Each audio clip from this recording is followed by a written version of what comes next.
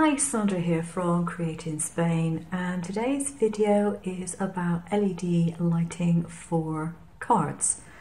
It could be two-dimensional cards, it could be three-dimensional cards. I'm not going to put together a card to show you, but what I want to do is show you some rather extreme LED work. Now let's get started.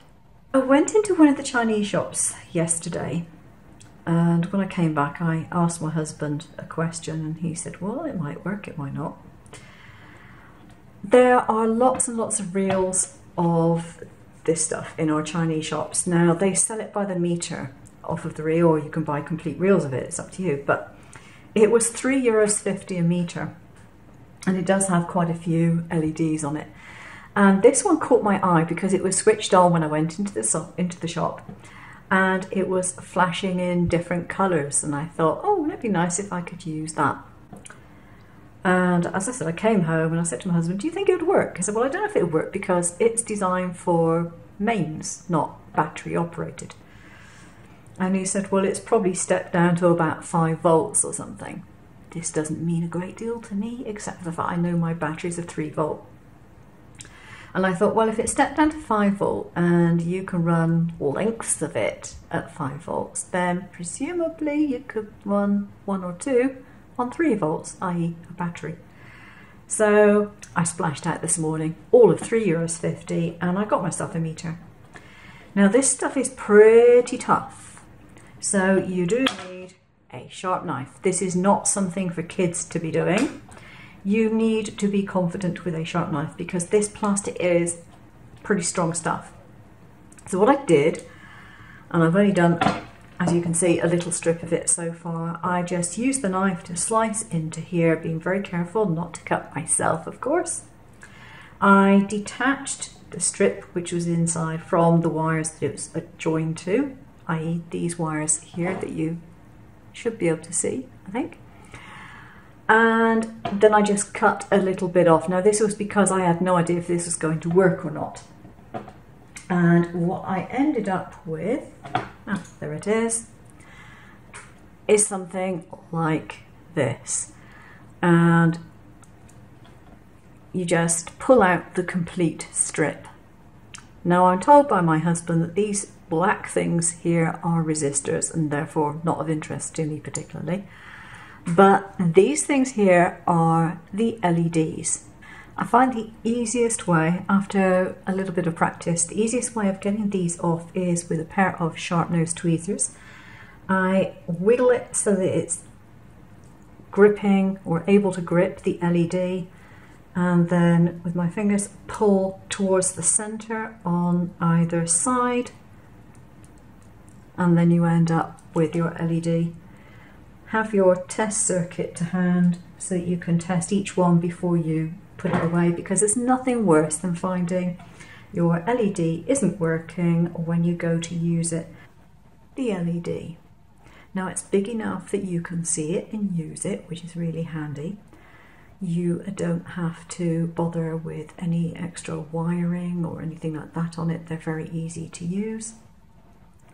When they're stripped out of the covering, if I just get my little foam folder here and just press it onto my circuit, you can see that it lights up. Now these seem to be chipped inside to change colour. I'm not sure what the colour sequence is supposed to be, but they do seem to change colour. So this is a really nice chip to use, LED chip. And what you would do is you would put it onto your circuit, to complete the circuit, and you literally just put a piece of sticky tape over the top, stick it down, that's it, done. Now the other ones that I've been using of late are these. They come from Christmas lights, battery operated Christmas lights, and the bulb is relatively small, quite bright, but you have to kind of sand down the ends of the wire because the wire is coated. And if you don't do that, you don't make contact. That's why you can put these two wires together when it's connected and nothing's going to happen, because there is a coating over these wires so it won't short itself out. So you do have to spend time stripping these bits off. I'm going to show you something that can change the appearance of the lights on your card.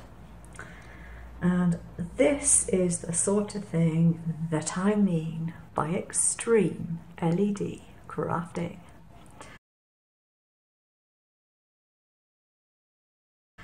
What I've done is I've taken one of these nice little flat LEDs and I have taken a few strands from one of these things. Now you probably, if you're a certain age, you probably remember these. I saw them in, I think it was either Aldi or Lidl 1 or 2 Christmases ago. You could pick the lamps up, the complete lamp, battery operated one, for about €2 or so.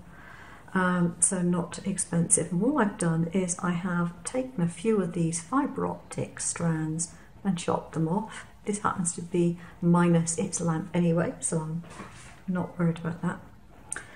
Cut them down, and I used, oddly enough, nail builder gel to stick it together at one end and then to stick it to the top of the chip, because these things only emit light at the tips. It doesn't emit light along its length or its side, only at the tip. And so you need to have it so that it is contacting the light source, i.e. the LED, but then you can, when it's lit up, you can bend this any way you like. So it's very suitable for your three-dimensional card, box cards, that sort of thing. If you want to add some extra glamour, some extra glimmer, some extra light. And I'll show you the effect. If I put this down on here, I've got to turn it around the other way by the looks of it. Here we go. You should hopefully be able to see the light on there. Maybe if I zoom in a bit. Hopefully that's going to still focus. Yeah. Okay, and it's changing colour as it happens. So that's the effect that you get. Very pretty. So for a 3D card, a pop-up card maybe, or a 3D box card or something like that, or even something like one of the shadow box cards, it would be really, really nice. And that is how you can get various points of light in your card. Now you may have noticed that the ends of this are a little bit, well, bobbly. And there's 2 reasons for that. Because the light is only emitted at the very top of the fibre itself, the ones I've got certainly, are very, very, very, very thin. And so you want to increase the amount of light that you can see on the ends. At least you might want to.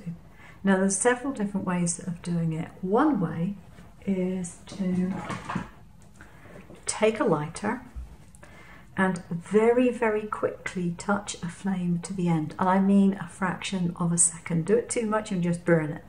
Just a fraction of a second to bloom it. And it kind of makes it open out and bloom on the very end. So that's one way of doing it. But it does only give you a slight bloom.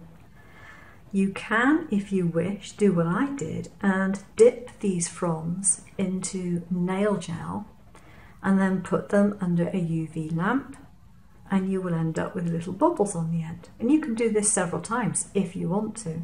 There's no reason why you can't do it more than once.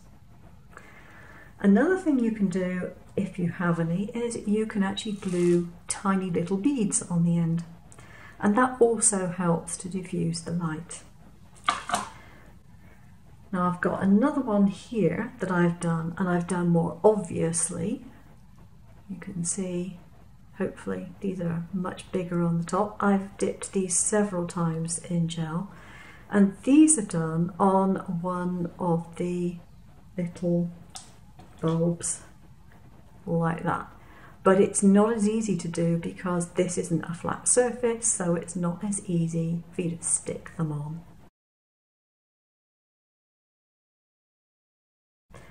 Now this little lamp here is one of the straightforward LEDs. I'm just going to get a pair of tweezers and yes, that way around.